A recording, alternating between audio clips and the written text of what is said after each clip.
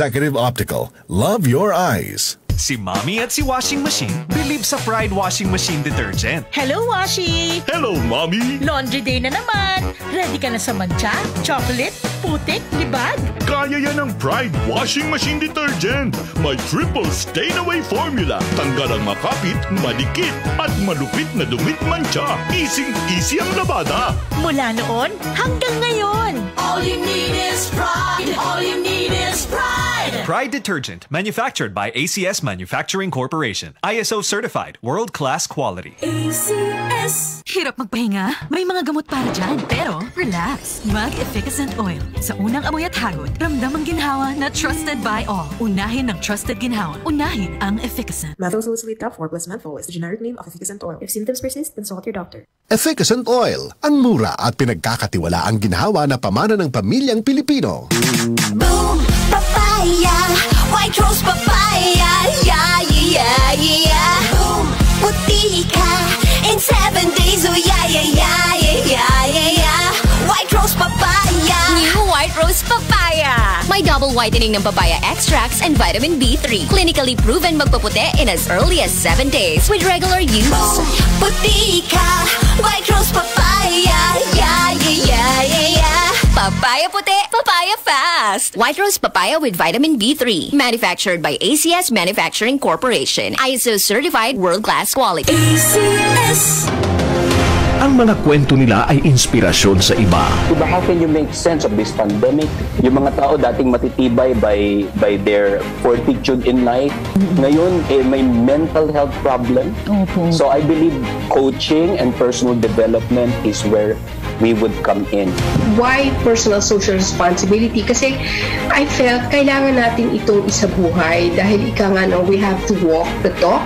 We have to try to walk the talk. Ang mga hakbang na kanilang ginawa ay malaki ang naiambag para sa pagbabago sa buhay ng bawat isa. I initially started a youth organization for the youth regardless of what their age, just for them to be of service. Kapag pinapainom ko sila ng kape, tumitigil ang putukan at nag-uusap at nasusulong ang usapin pangkapayapaan. Pakinggan ang kwento ng bagong kabayanihan sa Kwentong Bayani.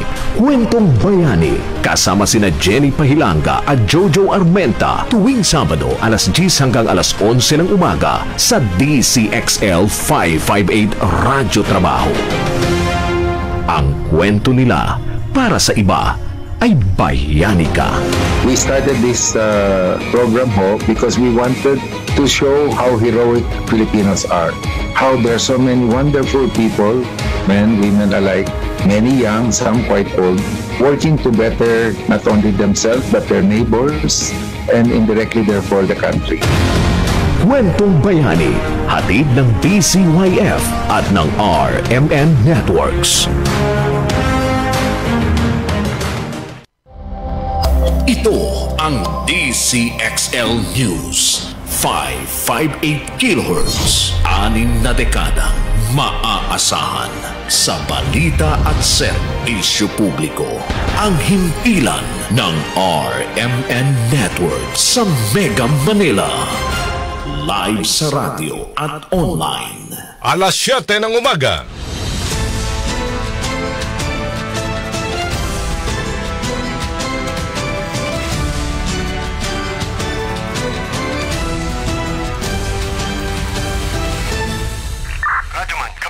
Live mong napapakinggan sa Luzon, Visayas, Mindanao. Narito na ang mahahalagang kaganapan sa loob at labas ng bansa. Unang-una mong narinig. Sabayan na po tayong napapakinggan sa 65 RMN stations nationwide. Nandito tayo ngayon sa Ilagang Signal TV Channel 309. Aris bigapon kita diri. At sa WRMN New York, USA. Wala pang ibang reporter dito. Napapanood din tayo sa YouTube at Facebook channel ng RMN Worldwide. Mula po sa RMN Broadcast Studios, Atlanta Center, Manila. Narito ang inyong kasamang tagapagbalita. RMN Network News. Mayong buntag, Luzon, Visayas, ug Mindanao. Ako po si Radyoman Aljo Bendio. Biyerkules ngayon at 31 sa buwan ng Enero taong 2024. At Radyoman Zander Kayabyab. At narito ng ulo na mga mainit na balita. Wildfire sa Itogon, Benguet patuloy pa rin inapula ng Philippine Air Force. Presyo ng bangus at tilapia tumaas ng 10 hanggang 30 pesos kada kilo ayon sa DA.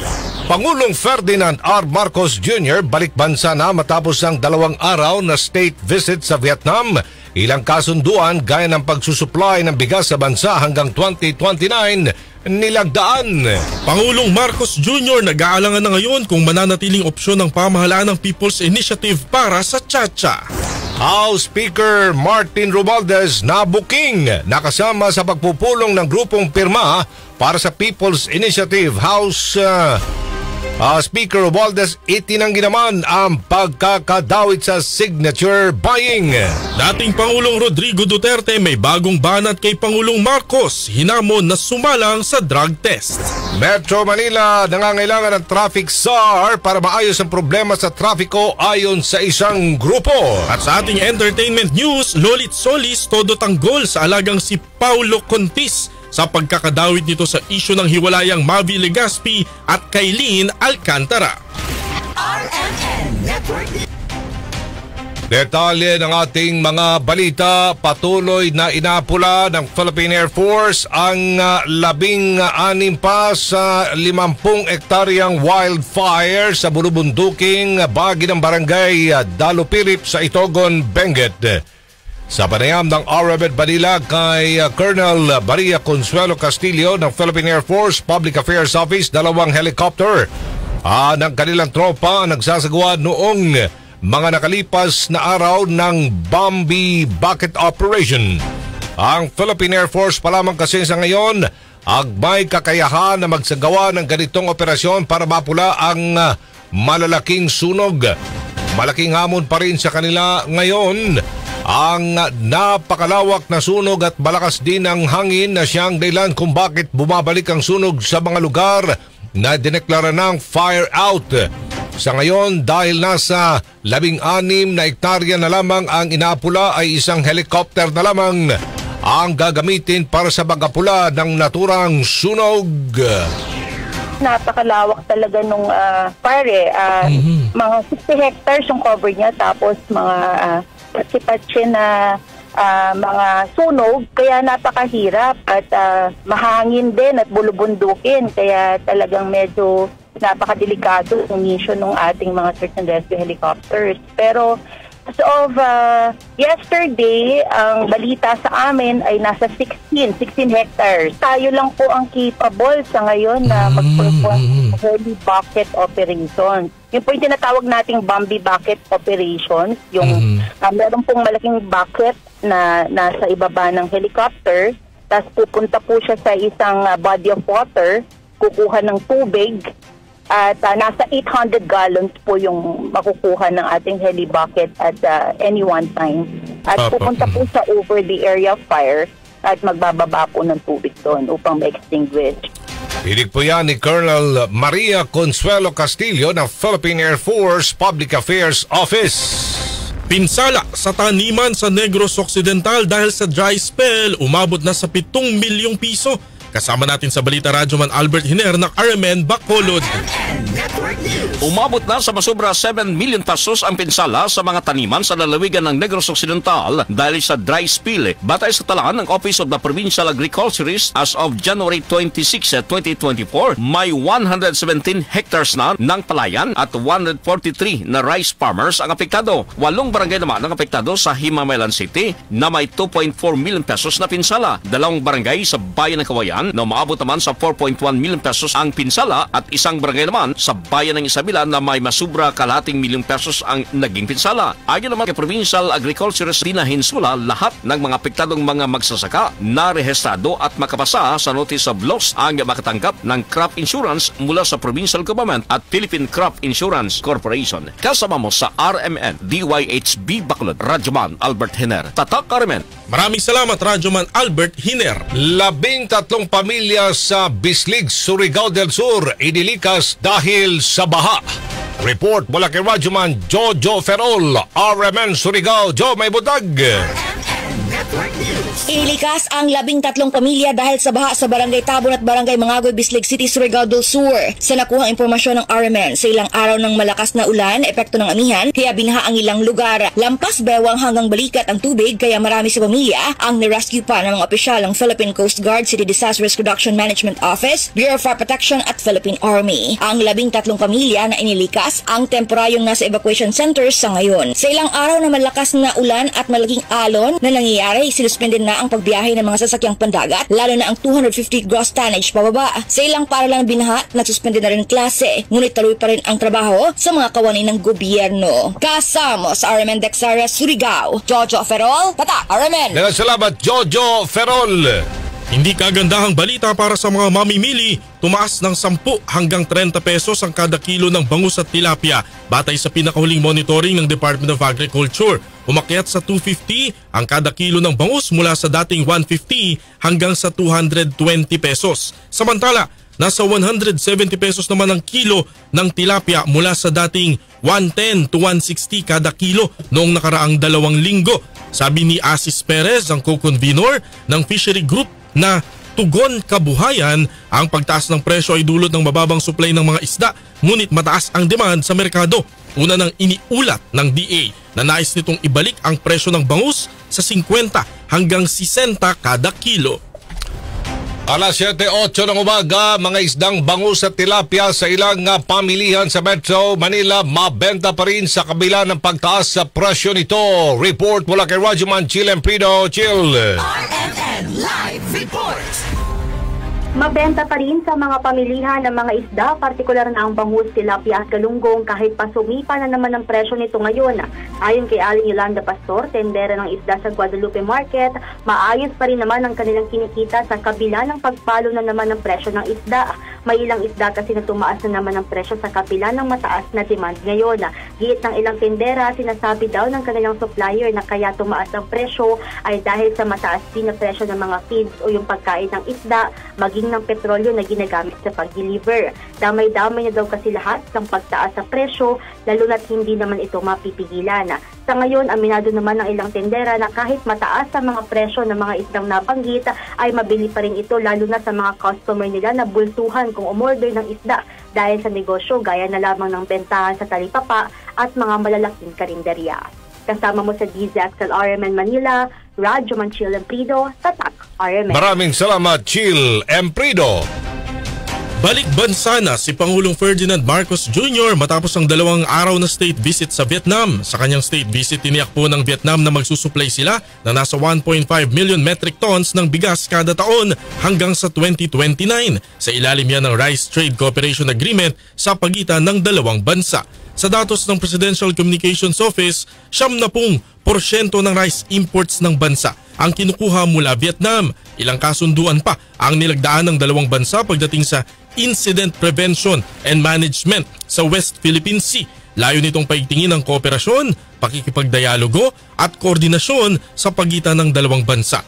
May pinirmahan ding kasunduan para sa maritime cooperation at pagpapalitan ng mga dokumento para sa Cultural Cooperation Program na arangkada ngayong 2024 hanggang 2029. Nauna niyan ay binisita ni Pangulong Marcos ang Filipino community para pasalamatan sila dahil napadali ang kanyang trabaho para pagandahin ang reputasyon ng Pilipinas sa Vietnam.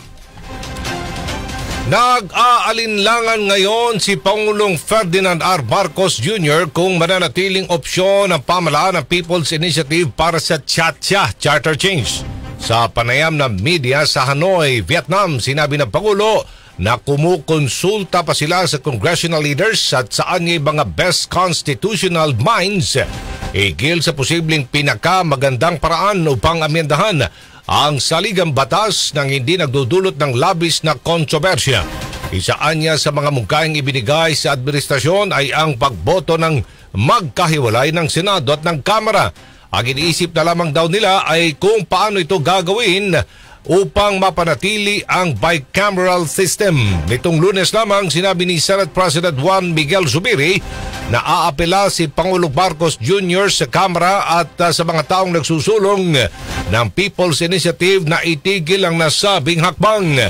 Sinuspinde na muna ng COMELEC ang pagtanggap ng mga signature form habang nire-review ang guidelines para sa People's Initiative. Hindi na umano maibabalik ang relasyon ng Uniteam kasunod ng kabi-kabilang mga batuhan ng putik ng pamilya Marcos at Duterte. Ito ang sinabi ng isang political analyst matapos na akusahan ni dating Pangulong Rodrigo Duterte si Pangulong Bongbong Marcos na adik at bangag, na sinagot naman ng Pangulo na baka dahil lang daw sa iniinom niyang fentanyl. Sa interview naman ng RMN Manila, sinabi ni Dr. Froilan Calilong, isang political analyst, na hudyat na ito ng pag-usbong ng bagong oposisyon. I would stay with the statements that were made last Sunday and the exchange of tirades from both camps. I think it is. And in many cases, when you look at Philippine politics and the history of our political dynamics, kapag ka po nasira ang mga alyansa na kagaya na to, lalo na sa mga maanghang at mabibigat ng mga salita, hindi na po talaga to na i-repair, no? Or mahirap na talaga siyang ayusin. Unless there will be a political event of a big proportion that will necessitate for them to go again together, no? But right now, what I'm seeing is the birth of a genuine opposition. So, technically speaking, yung dating opposition natin, which was of course LP and Lenny Robredo, I think they are now being sidelined, you know? And what we're seeing is the Duterte coming out or emerging out as the new opposition to the Marcoses. Ayon pa kay Calilong, posible ring mauwi ito sa pagpapatalsik kay Pangulong Marcos Jr. kung pagbabatayan na rin ang mga pahayag ng mga Duterte. So I believe what the former President Duterte is insinuating here is the possibility of an ouster, no? Ito nga, nakita natin ito doon sa mga words na binitawan ni Mayor of Davao, Pastor Duterte, no? When we asked the President to resign. So kasi yan, usually ganyan muna, no? You ask to resign, after that, if there is resistance, the next thing is ouster. No? So let's face it, no? Meron pa rin naman talagang may clout and may influence at may following pa rin naman ang mga Duterte. So I think they're banking on this. But of course, as Filipinos, no, this is something that we don't want to happen. Yan po ang bahagi ng panayam kay Dr. Froilan Calilong sa interview ng RMN Manila. Samantala, iginit naman ni Pangulong Marcos na maayos pa rin ang relasyon nila ni Vice President Sara Duterte at nananatiling matatag ang Uniteam. Pangulong Marcos Jr. hindi nagbabagong pakikitungo kay VP Sara Duterte sa gitna ng mga tirada ng pamilya Duterte. Report mula kay Radyoman Chanel Salazar. Chanel. Sinabi ni Pangulong Ferdinand Marcos Jr. na walang pagbabago sa kanyang pakikitungo kay Vice President Sara Duterte sa kabila ng mga tirada ng pamilya Duterte sa kanyang pamilya at administrasyon. Ayon kay Pangulong Marcos, wala naman daw anyang sinabi si VP Sara laban sa kanya kung kaya't hindi siya nagbabago sa Vice-Presidente. Mananatili daw anyang parte ng kanyang gabinete si VP Sara bilang Education Secretary. Sa kabila rin ng alitan sa pagitan ng kanilang mga kampo, iginiit ni Pangulong Marcos na mayroon pa ring Uniteam. Ang Uniteam anya ay hindi lang iisa kundi binubuo ng 2 hanggang 3 partido na naglalayong pagkaisahin ang mga political parties sa bansa. Kasama mo sa DZXL RMN Manila, Radyoman Chanel Salazar, Tatak RMN. Thank you, Chanel Salazar. Dating Pangulong Rodrigo Duterte inihayag na pumunta umano sa Germany si Pangulong Marcos para daw magparehab. PBBM hinamon na magpa-drug test. Kasama natin sa balita Radyoman Renz Barbarona ng RMN Davao.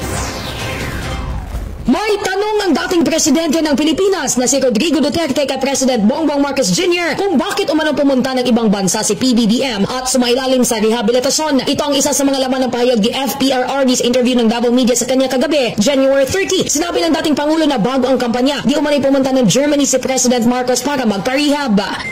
Bakit ka pumunta ng Germany right before the campaign sa president? Bakit ka nagpag-rehabilitate ko?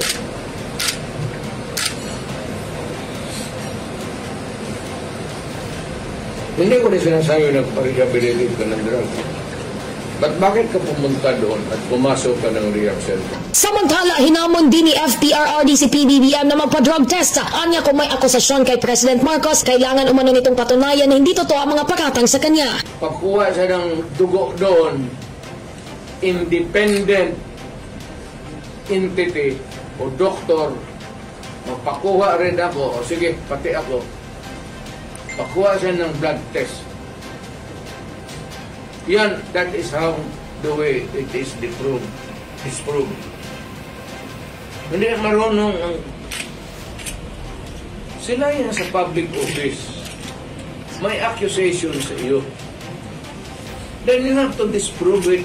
Bumanat naman ang dating Pangulo kung may prescription ba mula sa doktor ang cocaine at kung saan man kinukuha ni PBBM ang supply nito. Dahil anya, ang fentanyl ay isang gamot ng dating Pangulo para maibsan ang kanyang mga iniindang sakit at may prescription mula sa doktor. Kasama mo sa DXDC-RMN Davao, Radyoman Renz Barbarona, Tatak RMN! Maraming salamat, Radyoman Renz Barbarona. Samantala, Vice President at DepEd Secretary Sara Duterte deadma lang sa panawagang magbitiw sa pagiging kalihim ng DepEd.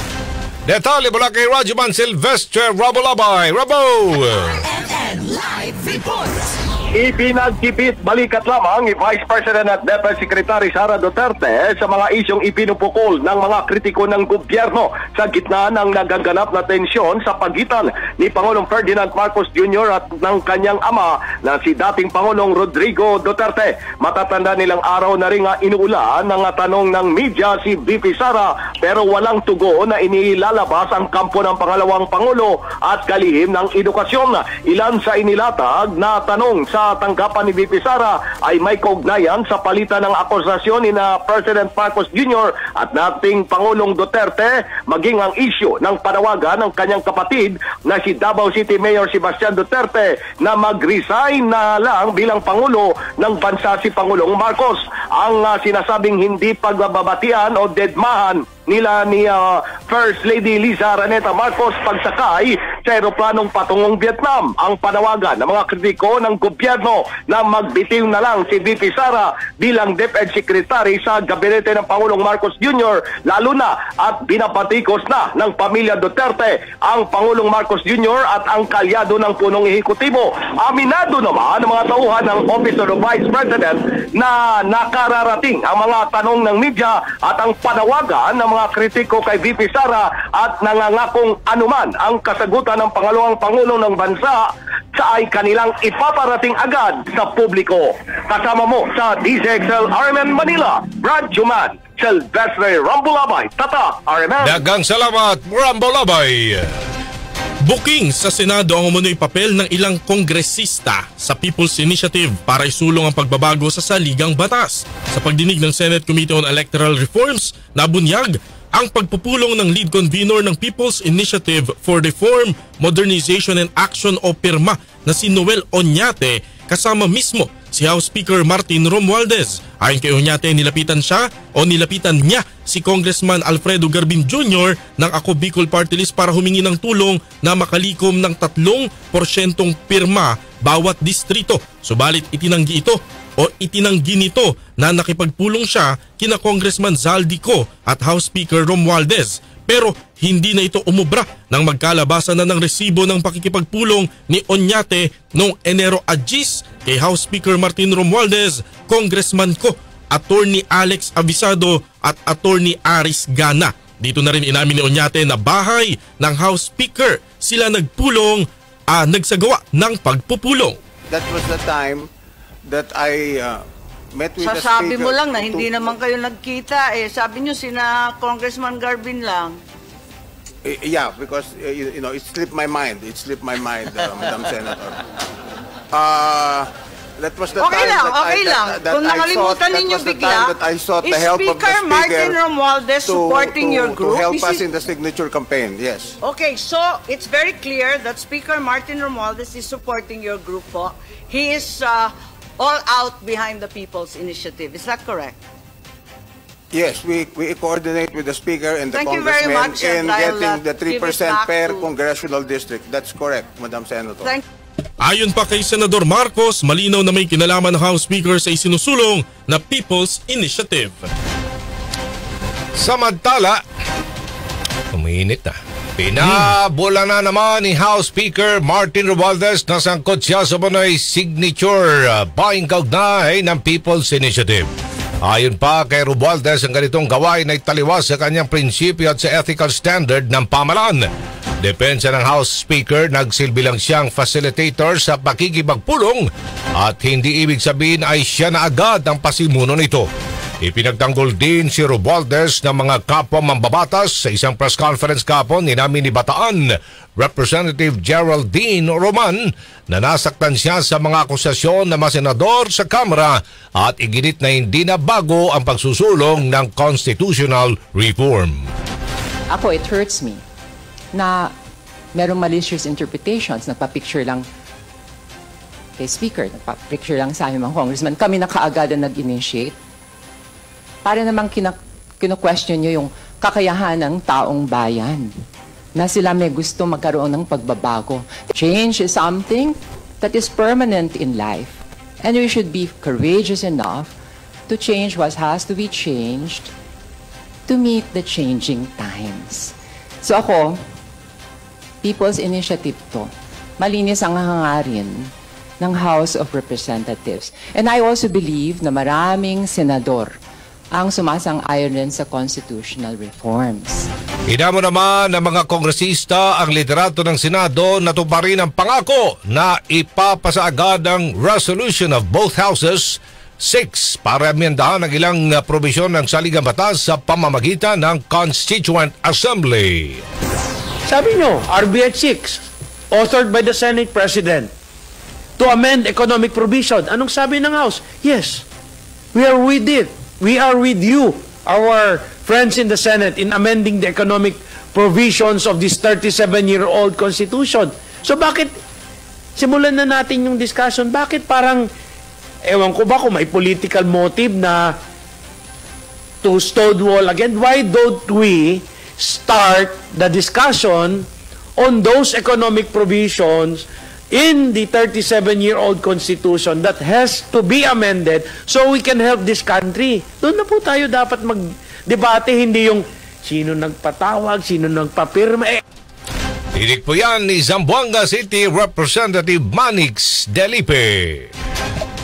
Umabot sa tumataginting na 55 milyong piso ang nagastos ng grupong pirma para sa television advertisement ng People's Initiative Campaign. Ayon kay pirma lead convener Noel Oñate, umere ang tinawag na EDSA Puera ad sa 3 malalaking TV network. Sabi ni Oñate, kalahati ng ipinambayad dito ay galing daw sa sarili niyang bulsa, habang ang kalahati ay kontribusyon ng mga kaibigan na taga-suporta ng People's Initiative na hindi niya pinangalanan. Tanong na lamang po, yung 55 million na ginastos nyo para sa EDSA Puera ad, saan po galing yun?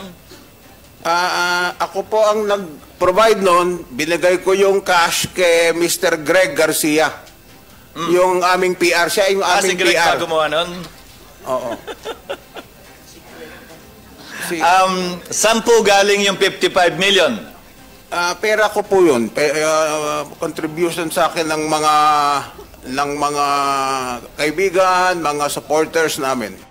Napag-alaman naman na walang maipakitang resibo at maayos na dokumentasyon sa ipinambayad sa advertising agency. Alas 7:25 ng umaga, patuloy ang pagpapalitan ng maanghang na salita ng magpinsang sina Senadora Amy Marcos at House Speaker Martin Romualdez kaugnay sa kontrobersyal na People's Initiative para isulong ang pagbabago ng saligang batas. Sa pagdinig ng Senate Committee on Electoral Reform, taas ang sinabi ni Senadora Marcos na walang gamot sa kapal na mukha. Kasunod na rin ito ng batikos ni Speaker Romualdez na hindi umano dapat pigilan ang Senado dito po sa isinusulong na People's Initiative. Pumuli ito upang maging multo. Nakakatakot. Panoorin natin ang isang maikling video ng karamdamang mabilis na ipakalat na sa pamagitan ng pantatanga sa kapwa, paglulustay ng salapi, at pagsisinungaling ng matatakaw na opisyal. Yang sakit na yan ang papatay sa demokrasya. At ang sino man magsabi na walang paki ang Senado sa usaping ito, isa lang ang masasabi ko, walang gamot sa kakapalan ng mukha mo. Kasunod yan, sumagot naman ang kongresista sa isang payag at sinabing hindi kailangan maging bastos. Sagot naman dito ng Senadora. Nakakatawa. Ceasefire daw. Wala daw bastusan. Siya naman na nagsabi, walang pake ang Senado. Ayan. Siya nag-umpisa. Nung inugali ko, yung ugali niya, umiiyak siya. Ay, sa ngayon po, ipinatigil muna ng COMELEC ang lahat ng proceedings na may kaugnayan sa People's Initiative kabilang ng pagtanggap ng mga nalikom na pirba. Sa iba pang balita, hinihimok ng Management Association of the Philippines o MAP ang pamahalaan na magtalaga ng isang traffic czar para sa Metro Manila. Ito ay dahil sa kakulangan ng gobyernong resolbahin ang traffic management sa bansa na nagdudulot din ng lumalalang traffic crisis. Sinasabing ang traffic czar ay may kapangyarihang gumawa ng mga hakbang para masolusyonan ang trapiko.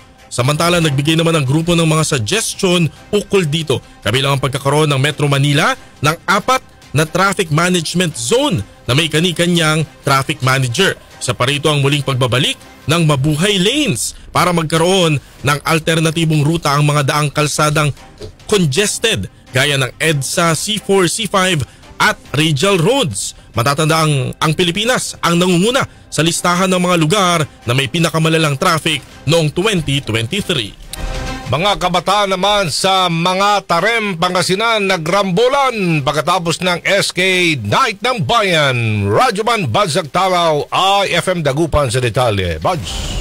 Trending sa social media ang naging rambulan ng mga kabataan sa isang kapiyasahan sa bayan ng mga Tarem dito sa lalawigan ng Pangasinan. Sa nakuha impormasyon ng IFM Dagupan, tapos ng nasabing event kung saan ay halos wala ng tao sa lugar nang maganap ito sa loob mismo ng Municipal Auditorium na nasabing bayan. Kasabay ito ng pagkatapos lamang ng Sangguniang Kabataan Night o SK Night sa nasabing bayan na bahagi pa din ng Annual Town Fiesta ng bayan ng mga Tarem. Samantala, agad na may pinatawag na lokal na pamahalaan ng bayan sa pamamagitan ni Mayor Ramil Bintinilla ang mga sangkot sa nasabing gulo kung saan pinagbabayad ito ng danyos sa nasabing insidente sa loob ng auditorium. Kasama na dito sa FM Dagupan, ito si Idol Buds Agtalaw, Tatak RMN.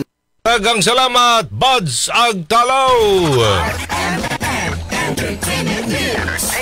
Sa ating entertainment news, si Manay Lolit Solis ay todo tanggi o todo tanggol sa alagang si Paulo Contis sa pagkakadawit daw po sa hiwalayang Mavi at Kailin. Kasama natin sa balita, Josayan, good morning. Ano naman yan? Hiwalayan na naman.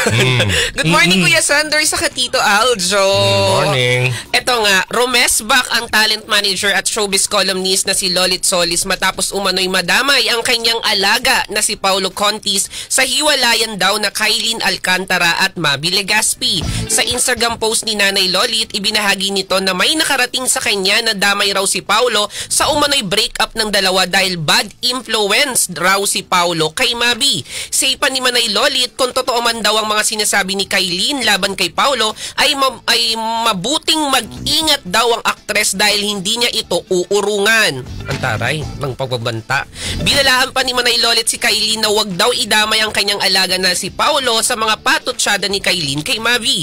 Payo pa niya, isettle nila Mavi at Kailin kung may problema silang dalawa at wag mangdamay ng mga inosenteng tao tulad ni Paulo dahil ipagtatanggol niya ang kanyang alaga. Sa isa pang IG post, nilinaw naman ni Manay Lolit na hindi siya galit kay Kailin kundi naiinis lamang siya. Sa ngayon ay hindi pa naglalabas ng pahayag si Kailin kung totoo ba ang mga intriga sa kanya ni Manay Lolit. Samantala, wala pa namang opisyal na kumpirmasyon sina Kailin at Mavi kung hiwalay na ba talaga ang dalawa.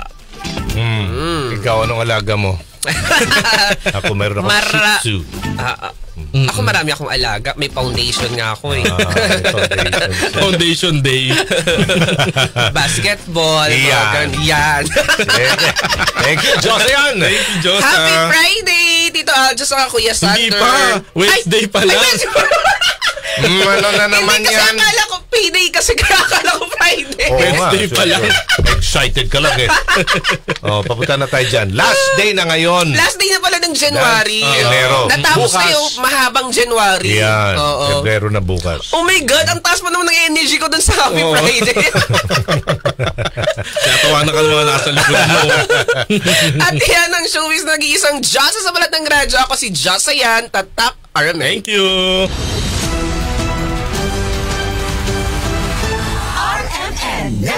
At sumayin niyo po ang mga nangungunang mga balita. Ito po si Radyoman Aljo Bendijo. Radyoman Zander Kayabyab. Mula po sa RMN Broadcast Studios, Atlanta Center, Manila. Mayong buntag, Pilipinas!